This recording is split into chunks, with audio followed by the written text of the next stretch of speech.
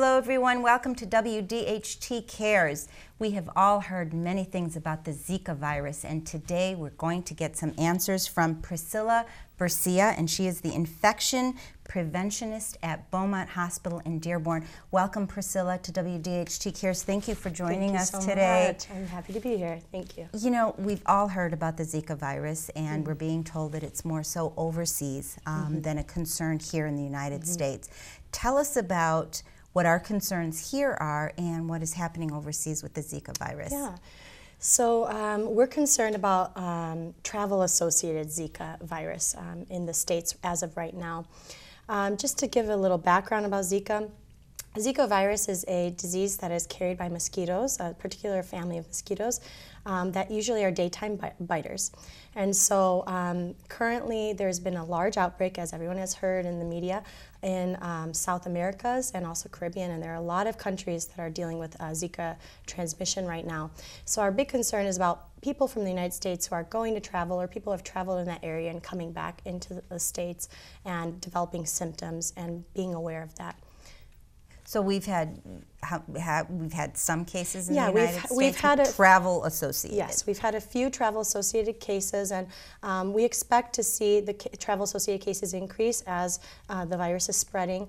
And we would like to say that there are a lot of countries on this list. I'm not going to go into all the countries, but if you're interested, the viewers are interested, they can find that information on CDC's Travelers Health website, and you'll see every single country that is currently under risk. And I think we have it on our city's news event website too, so you can log on and check the Zika virus information as well.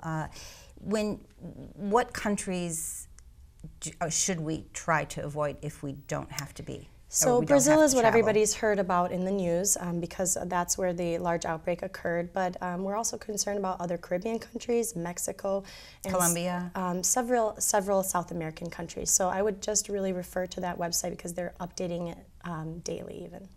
And what is I understand that the concern really is directed towards women of child-rearing age, those that are pregnant, and also those who are considering becoming pregnant. So what are the risks for that population? So before we get into that population, the riskiest population, I do want to just briefly go over the general symptoms of Zika. So essentially, if you've traveled to one of these Zika countries, you want to look out for symptoms such as fever, rash, joint pain, or also red eyes. And so usually we'll have symptoms within 2 weeks or 14 days of travel to any of these areas. And so while most people don't become symptomatic, the majority actually don't, you may be that 1 in 5 that does.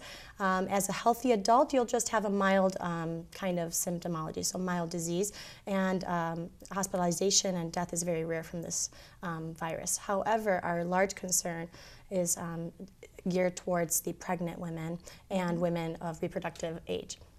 And so the CDC really is asking and recommending that women who are pregnant, that they would absolutely avoid travel to those areas. But if they are considering travel, that they should have consultation with their healthcare professional, because unfortunately there has been a link to the fetus in terms of the infant outcome being microcephaly. So microcephaly is a shrinking of the brain, an abnormal size of the brain, and also abnormal brain development, unfortunately. So there's a concern of that for any stage in the pregnancy.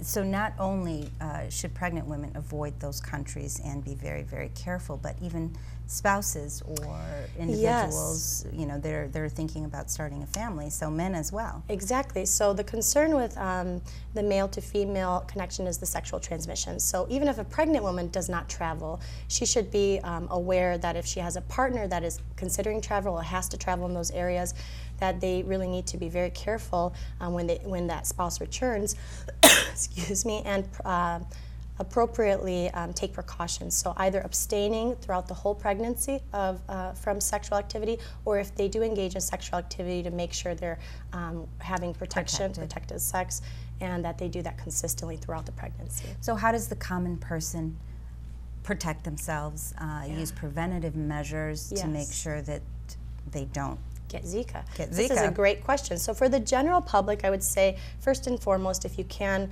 just this general recommendation of avoiding travel to those areas, which is a little hard because some of those areas a lot of people like to go to for fun, for vacation. So if you do choose to go to those areas, the best thing you can do first and foremost is to cover up as much as you can.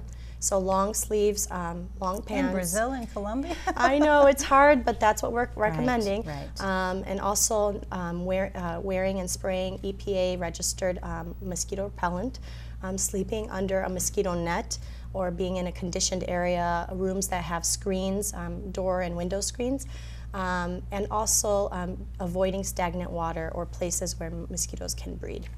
Okay, well, thank you so much for that information. You're so welcome. Priscilla, thank you for the work that you do as well, and hopefully we can all use those preventative measures and be careful so the United States is not falling victim to the Zika virus. Exactly. Thank you all for joining us. Hopefully this information was very helpful, and stay safe out there.